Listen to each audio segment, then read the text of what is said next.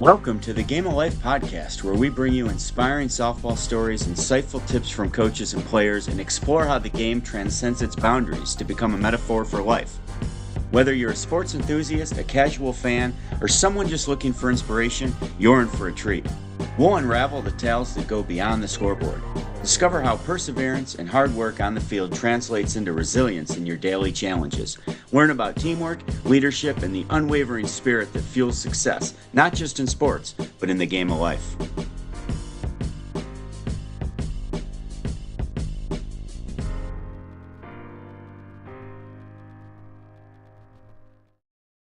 All right. We're back. Alli, new background. I know, new apartment, big stuff going on, so happy to All be right. here. Maybe we'll Well, get some signage up in the background eventually, but it's still new. I expect a Game of Life banner back there. That's what Seriously. I'm thinking, yeah. So awesome. So I want to bring up this topic tonight. It's called the Game of Life because there's so many lessons that you can take with you for life, and winning as a result is so hard because you don't always win. But we talked about it before. If you have certain characteristics, you will win in the long run. That's the whole point. Yeah. Uh, so tonight I want to bring up a thought, and we'll go from there for the next 25-30 minutes. Okay. I feel the best athletes, the best teammates, the best competitors realize it's not all about them. Like, they're serving, they're competing for other people. Obviously, it's about them doing their best, but it's not about them. What do you think when I say that? I mean, I couldn't agree more, and I feel like this is a topic that's almost swept under the rug, for lack of better terms, because I think this day and age growing up, like kids are so focused on themselves as athletes that they lack the perspective or the big picture of how their team's doing or how can they help their team. And I think it's just so important for kids to understand, or even college athletes to understand, you are something that is much or part of something that is much bigger than yourself. And your actions need to kind of showcase that because sometimes they don't, right? I'm just going to use an example. Like if you're showing up to high school practice in a travel jersey because you want to see Uh, what team you want to show what team you're on, that's you're making it about you. You're not making it about the team that you're on. And there's dozens of other examples. If you have been struggling and you get benched before the game, if you go in the corner of the dugout instead of cheering on your team who has been nothing but supportive to you, that's selfish. So definitely calling out some examples there, but I think that's stuff that just needs to be talked about more. And when a coach says to you, hey, you're being selfish. Hey, you're not being a team player. Kids turn that back on the coach and say they hate me. They're being mean to me, all this stuff. No, they're trying to make you better. And probably more people should say that to you and hurt your feelings a little bit early on so that when you get older, you can understand that, wow, they were right. This is something way bigger than me. And helping others is the way we help ourselves. there's so much there. Being I know I just accountable. Yeah, blurted yeah. on it. Being held accountable or to a team standard is not being picked on. It's not bullying. It's like, hey, stop thinking about yourself and do your best to help the team. Yeah. And so many can't get through that. Now, sometimes it comes with age, sometimes it comes from background, sometimes it comes from a program you were with. But if that's the repetitive theme, then maybe it's time to do something about it, because those same people grow up to be the same people at work that always feel that way. And really, it's nothing more than being a victim or being a positive leader. And it's a tough thing to try to get people to buy into. Any ideas how to do that? Well, I'm just trying to think when I think about serving others, or helping others, that's something that you can control every day, right? Because as all the athletes out there now, athletes, parents, people involved in athletics in general, you cannot always control the outcome that you have in your sport. Although some parents think their kids can, you cannot control the outcome you have in your sport all the time. But there's things that I can come with every day that are to me non-negotiables, right? Like I can have a positive attitude every day. I can work hard every day and I can help my team get better every day. No matter how I'm doing personally, if I just missed a ground ball, you hit a ball in the weeds, you missed a shot, whatever, I can still go over to one of my teammates that's struggling and lift them up in some other way. So to me, to not do that is a choice and it's a really, really loud one. Yeah, it's so true. Non-negotiables, control the controllables. I mean, Yeah. just recently, I mean, my high school team had a great year, and we go into our sectional finals, and we just have to run into the number one team in the state. We played a great game and lost. Like, okay, so if our sole identity is the result, and how I did was I 0 for 3, 1 for 3. It's not about you. We played great. We just didn't get the result we wanted. But you can hold your head high with the characteristics of what you can control and how good of a teammate were you that day. And And I and think, that's the end game. yeah, and I think when you going back to your question that I never answered too about how you kind of make people look that way, I think honestly, it's one of those things you can't really make someone do that. You can't make someone help other people. You can't make someone have fun. You can't make someone try hard, right? Those things are intrinsic. But the way that I feel, you kind of I want to say give them a touch of what that is like is you just be you. Like you be really strong with it and you continue to do that every day. You pour it out of yourself every day serving others and maybe a little bit of that'll rub off on them. Because to me it's like I said, that's a choice. I if I walked up to you and I said, "Hey, you need to be nicer to other people. You need to help them more." I don't think people really listen to that. They're like, oh, I am in my own way. But if you show them by example what that looks like, if you're struggling and I come up to you, I'm like, hey, I'm just here for you. If there's anything I can help with, do you want to go hit in the cage later? Or do you just need to chat? Whatever. Maybe they won't need that today, but maybe they will a week from now, or maybe they'll be put in that same situation where they can serve somebody else in the same way that you serve them. That that's uncomfortable, right? Mhm. Yeah. And if there's an opportunity, if there's an escape hatch, I feel too many do that. Travel ball, you can play, and instead of fighting through it, you can change teams. Now, I'm not knocking if you change teams, something's wrong with you. That happens all the time. Mhm. But if it's consistent, then maybe there's an issue. High school ball as a coach, I can't necessarily control who tries out for the team or who I may even be able to keep based on numbers. But I think you see it once the higher up you go, I think this stuff exposes itself more and more. And Uh, the thing I've seen a lot that I never understand, and I think people who go through travel or just athletics in life are going to understand this.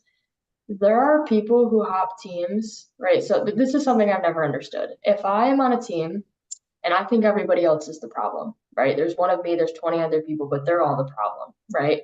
And then I right. move to another team. Well, now those new 20 people are also the problem too. It couldn't be me. So now it's 40 to 1, right? Where instead of maybe looking at myself and saying, maybe I'm doing something wrong that I shouldn't be doing. No, it's easier to blame 40 other people than look at yourself and say, like, what am I doing where I'm making other people feel this way? Or I'm continuously finding myself in negative environments, or I I don't like the team I'm on. But maybe you're not being a good teammate on the team that you're on. And I think that's really hard for people to hear.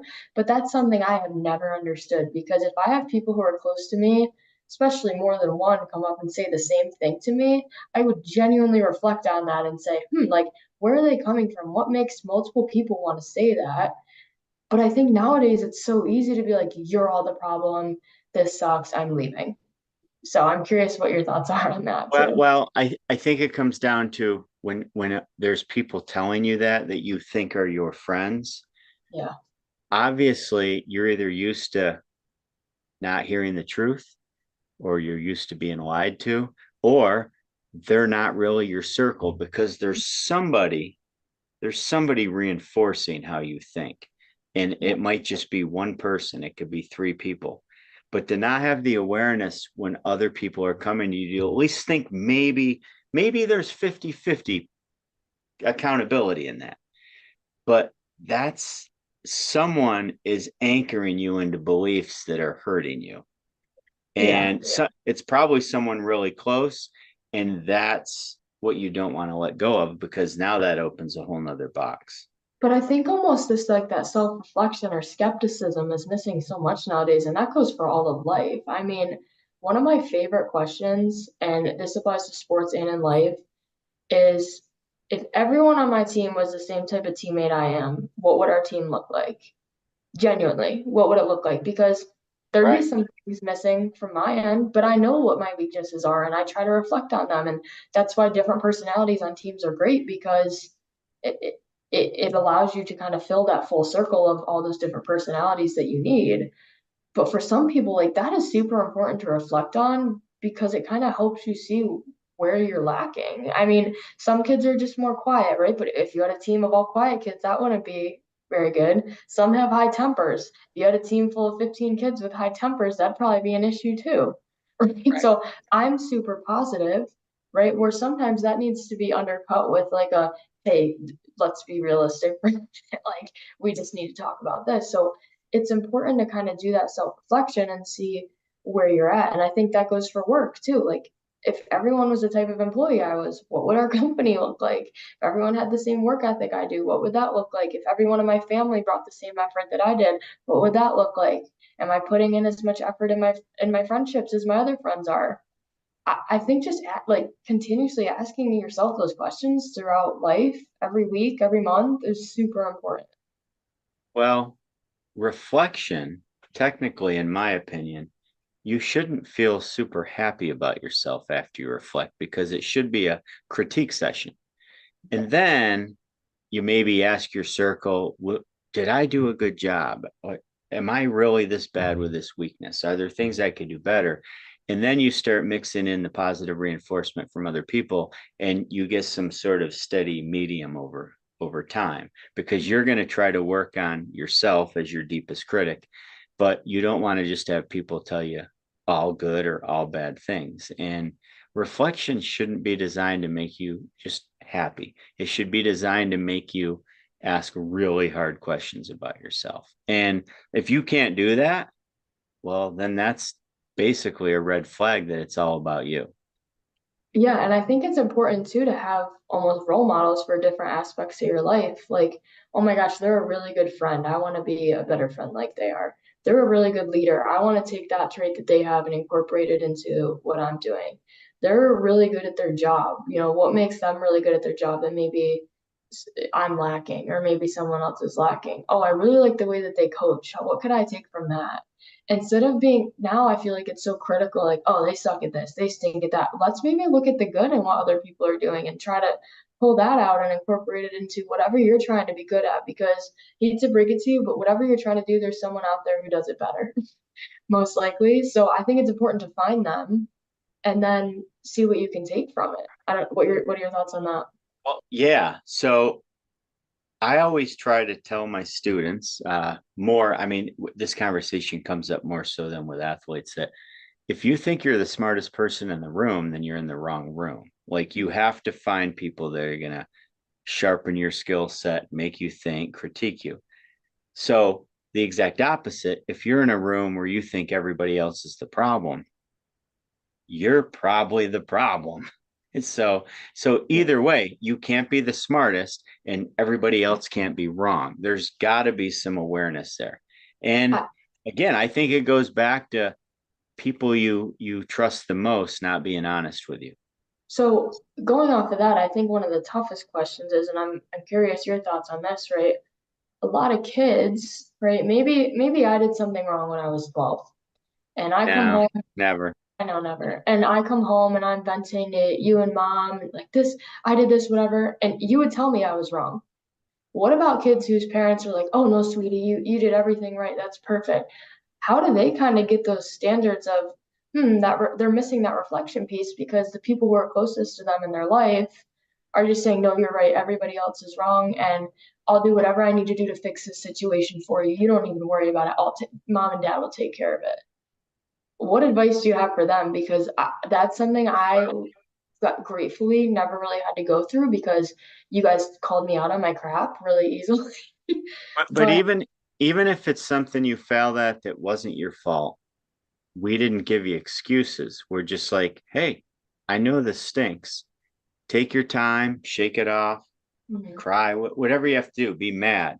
Don't blame other people, and let's rebound the next day and get better. And I always tell you, your greatest opportunity in life has always come from your worst moments. mhm, If it's always about other people, right, is a problem, or if it's always about you, you're the center of your universe, then you can never experience that because you can't look in the mirror at truths when you fail, when you do bad, when you're not being a good person, or when you're just in a tough situation. And sometimes it makes you better. You can't appreciate the good if you can't ever experienced the bad.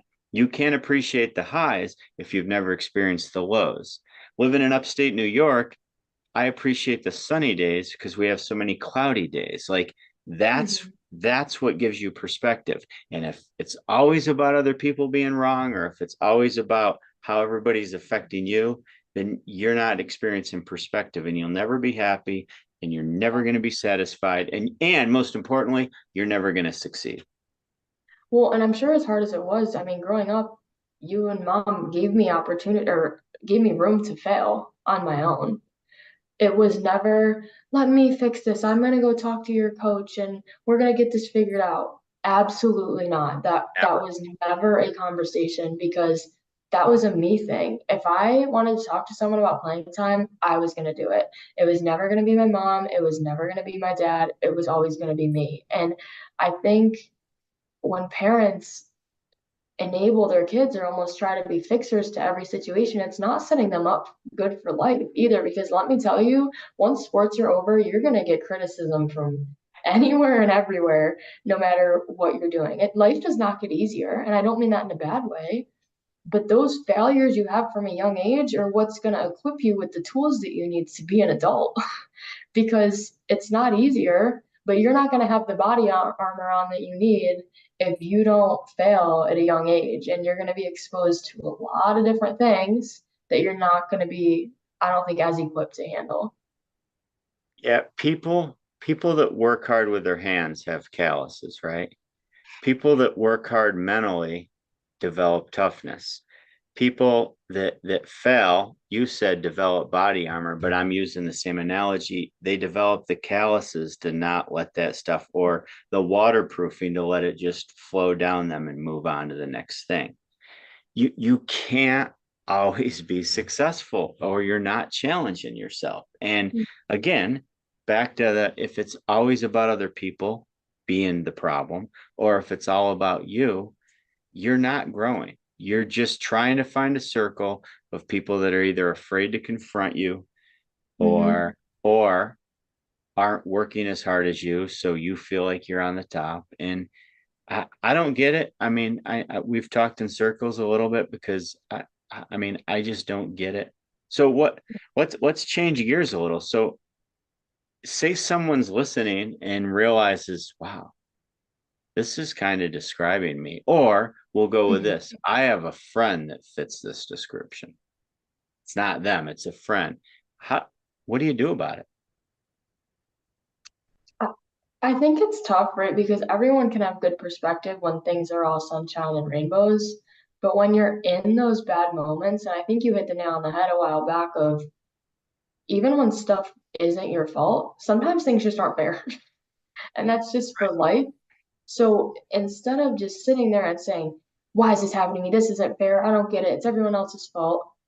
Take it for what it is and try to learn something, develop another callus, some more armor. Like you almost have to laugh about it and say, well, this really sucks, but I'm going to embrace it because whatever it's preparing me for something else down the line. And you genuinely have to think like that. And I choose to think like that because you have two options when bad stuff happens to you. I can sit and pout and feel sorry for myself all day, or I can have the mindset that this needed to happen to me so that when something else happens later down the line, I'm better prepared for it. And I truly believe that. And I mean, one example for me was I know we've talked about it a little bit. I got cut from modified softball, and I could not imagine like anything worse JV happening. softball. Oh, I'm sorry, JV Yeah. softball, and I was on modified softball, But then growing up, when I was in positions where I had to fight for a spot, I was prepared to do that because I'd done it before. So something at that time in my life that seemed like the end of the world, I look back and I'm actually grateful for that because it provided me with the skill set that I needed to compete in other times in my life, whether it was varsity softball and or D1 softball. So that's a softball example, and there's plenty of life examples too. But I think if you're someone listening who maybe feels like some of this has resonated with you, you really just got to take a step back and question how you're attacking these situations. Yeah, I'm a broken record. Results results don't equal happiness. If you're not happy and you make a list of what makes you happy, it's probably going to be other people reacting to you, and that does not sustain happiness. If your list of happiness involves things that you can control, well, then Mhm. do more of that and you'll be happy. But you cannot sustain happiness controlling other people and controlling results. It just cannot happen. To me, that's the biggest red flag, that you think everything's about you. And it's hard for me, even when I identify it with players, because I don't think that way. So I'm like, oh, well, maybe they're just having a bad day. Oh, and when you start having conversations, no, they just everything's about them. They don't have that perspective to zoom out and see it. But I think the other thing too is think how many thoughts you have or how many emotions you go through in one day. It's a lot, A lot. right? It's a lot. The person you talk to most in this life is yourself. Everybody else is going through those same thoughts and same emotions you are, but we're so involved with our own, sometimes we forget that other people have them too. So just like, you're at practice or, I'm just going to use softball example. You're at practice and you strike out and you know how crappy that feels. And then next game, you're 4 for 4, but your teammate is struggling just like you were 2 weeks ago. Okay, well, you know how to help them because you've been there. So you can either choose to just make it about yourself and, you know, jump for joy in your own success, or you can go help someone else get through the struggle that you just went through. And I remember having this conversation in college with one of my friends who was injured, and I heard a saying one time like maybe you have to go through something so that you can help somebody else with the same thing down the line. Because she handled it so gracefully. I'm like, I know you don't want to think about it like this, but I'm just going to give you a silver lining. Like, maybe you had to go through this so that people could watch how gracefully you did it, because to me that was inspiring. Like, it was amazing how she chose to go through that. And yeah, it sucked for her like so much, I can't even tell you, but the number of people that she inspired through that was amazing to see. So the way that we choose to handle situations, people are watching, and it's going to tell them a lot about who you are.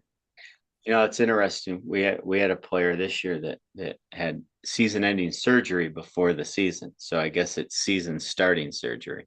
Right. Uh, but if you don't love everything about what you're pursuing when you're hurt, then you definitely are never going to be happy when you're pursuing it. And so the injuries or the setbacks, that gives you the perspective. And if you can root other people on and almost play through them, that is a happiness that is repeatable.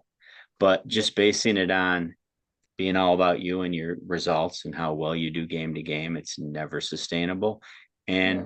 And you can't grow that way. So that's a great point about someone being injured and how they handle it. I think if they do that well, the sky's the limit for them. They're going to be so much better off in life than if they never got injured sometimes. I feel Well, that way.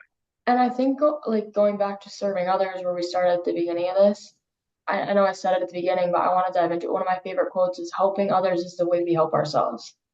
And what I mean by that is, let's take sports for an example. If I'm not playing well, I'm gonna be pissed, right? If I'm 0 for 4. But on my way back to the dugout, if I look at my teammate, I'm like, hey, she's gonna throw you a curveball first pitch, and my teammate hits a home run. I just helped others and I also help myself. Yeah. So I think finding ways to help other people that are going to fill your bucket up in a positive way. And sports is an amazing example of that quote. Because just because you're not performing the way that you want on the field, there are dozens, if not hundreds, of other ways that you could help somebody else. And I think you just have to find ways to add value all the time. And that's not always going to be easy, but it's the same thing at work. Like someone calls me on the phone and I can tell they're having a crappy day. Let me try to make that a little bit better because now we both had a good conversation and we hang up in a better mood than we were when we hopped on the call. And I just think if you go through life like that, and I think about that quote often, like, wow, I had a really crappy day, but trying to do things for other people also made my day better. I think that is a valuable lesson for life. Yeah. You know why that is, in my opinion? Okay. Because I'm gonna say it anyway. So uh it's because you're not thinking about yourself. It's like energy's energy. And if you can gain some energy in the day through someone else's good energy, then that's fantastic. Yeah. And it's almost like we're wired to not be that way. I mean, this is a skill or something that has to be maintained every bit as running half marathons. I know you did that recently. I Or did. or lifting weights or reading or writing. You have to maintain this. And if you don't, boy, it's a downward spiral. And I think there's a lot of people who they help others when they feel good. Yes. They serve other people when they're in a good mood or when they're having a good day. But I think the power in that is the complete opposite. When I'm not having a good day, what can I do to serve other people that's also gonna fill me up? So I think it's having the awareness to not only think about that, but take action on it too. Yeah, that's when it recharges you. If you're already having a good day and you help other people, if anything, it drains you a little. And I don't mean that in a negative way because you're transferring energy to someone else. But when you're serving other people and it just recharges your batteries and it should set you off to a good experience. Yeah, agreed. So we talked about red flags. Like, so what are three things, or even let's just go with one thing that can help get you out of this downward spiral? If let's say now you've noticed this might be you sometimes, and we talked about red flags. What are one or two things that can just snap you out of it real quick? About thinking about yourself. Yeah, I think just being aware of how other people are feeling. Because when you're on a team, right, you can be really focused on yourself all the time. But I think just having the awareness at practice to say, okay, for the next 5 minutes, instead of focusing on me, I'm going to look at my teammates' body language and I'm going to look at how they're doing and try what's going on in their head because then we're going to know each other better. And when the roles reverse, they're going to be able to help me too. And I think it's just when you show somebody that type of support or that type of, I guess, unselfishness, it's going to inspire them too to go pass that on to somebody else. So I think when you find yourself thinking a lot about yourself, I think take a step back, have some perspective, and say, I'm part of something bigger than myself. And a lot of times when you focus on yourself, I think your performance is sometimes worse because yeah, it kind of narrows your mindset or your scope. And that being said, when you're in the box, you should focus on yourself. But when you're in the dugout, right, instead of saying, oh my gosh, I can't believe I'm 0 for 2 today, or when you're at work and you say, oh my gosh, I spilled my coffee this morning, focus on somebody else and how you can help them. yeah. I said it a couple episodes ago. Uh, the first time I shot under 70 in golf was when I had a terrible first hole. Mhm. Uh, in team sports, just because you have a first, if your first at bat's bad, or if you make an error in the first inning, if you try to focus your energy on something great a teammate did, it actually hypes you up, and maybe next time you're going to do better. And it might just be telling the person behind you what pitch might be thrown, like you referenced Yeah. earlier. And That I that's you got to keep doing. You can't go and you can't flip that switch and get in that downward spiral. And I think another one to me, if you're self-reflecting, is a huge one. Maybe the most important is your relationships in your life. Because if you're, I can't tell you the number of people when, I'll say or someone will ask, oh, how are you doing? And they'll tell me all about themselves. And I'm waiting for the like, oh, how are you doing? And it just never comes. It just never comes, and that's okay. But that's how I know right off the bat people are just so focused on themselves or what they're gonna say that they're not even asking how someone else is doing. And I think sometimes it's people in your life who seem like totally fine and okay that we just neglect to ask them how they're doing because we assume that they're fine. So it can even be something as small as reaching out to someone and saying, "Hey, I'm thinking of you today. Let's talk soon." That's being unselfish. And When I in see my the lamest excuse just to wrap up is when someone says, "Oh, I've just been busy." No, you didn't. You just didn't think about reaching out. right, Everybody's busy. So they I people always come up to me, whether we're out at a brewery or, out to eat. Oh, hey, what's new? How you been? I will never say same old, yeah, because that means you're not living the really, dream. yeah, Yeah, you're living the dream. No, you're not. And I'll tell about myself, but I'll keep it under 30 seconds. It's almost like an elevator pitch. Boom, boom, boom. And then I'll say, gosh, what's new with you? yeah, And if I don't do that, I mean, it's hard. If I find myself not doing that, if I find myself talking too long, then I'm just boasting and bragging. Like you need if they asked you whether they meant it or not, they're striking up a conversation. It's not all about me though. I take 30 seconds. I practice what I'm going to say depending on what's happening and then push it right back. And then how are you doing? And you know what? When you say some things about yourself, they will never respond. Same old, same old. yep, They're gonna like, no, it's not. They're forced into a conversation, and you might come out of there with some gratitude after it all or some yeah. perspective. But Yeah, but I just think looking at your relationships is a great way to decide if you've been focused a lot on yourself lately. If you look around at a lot of your friends and you're like, oh, I haven't talked to them in a few weeks or even a few months, that's a tell all sign that you've kind of been a little head down focused on yourself. So sometimes weeks are going to go by that that's just the case because there's a lot going on in your life. But I think if you do that kind of self-reflection and you say, man, like I've lost touch with a lot of my friends lately, it's not always their fault because what happens in friendships is it takes two, like it really does. And if you just are constantly assuming that someone else is going to put an effort, that's not fair. And I think that's a little bit selfish. So I'm just saying that because I find that it's really easy to do and let happen. But I think that's just a really good place to start is looking at your relationships and saying, have I put enough effort into these? so is it safe to say, as we sum it up, that it's just important to think about this a lot? That's probably the best way. Like we all have the moment. Listen, life's busy. We all have moments where we get sucked into it all being about ourselves or just or we can play victim.